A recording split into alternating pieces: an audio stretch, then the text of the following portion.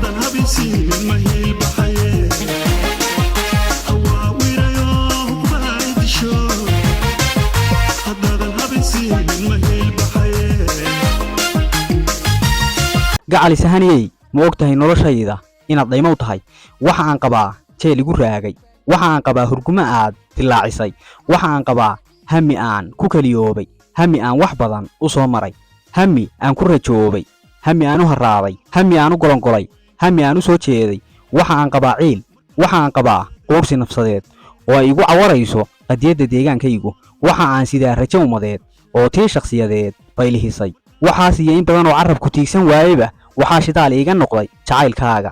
gacaliso haniyey ogow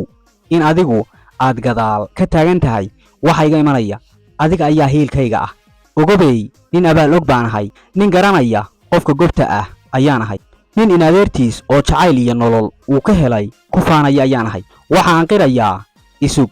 imaqal soo jeedso waxaan kuu sheegayaa inaad beerka igaga taal inaad awood iyo karti ugu kaabtay waan ku jeclahay inaad ergacaliso waan ku hadhsadaa hadhcigaygii ayaa tahay waxaan sugayaa maalin waa ayaanta aan laabta ku gelin doono oo inta hadhay jeelka iga gu'i waayey aan halkaa kaga hagaagayo waxa aan kuugu abaalcelinayaa inaan kugu indhakuusho oo aadan cid kale iila sinayn hirbaa isita hadalkaaga ayaa saaxi iiga dhigan waa dabuurtaada qura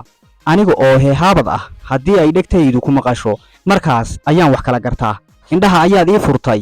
waan ku daawanayaa ii iftiin gacaliso waan ku ifsanayaa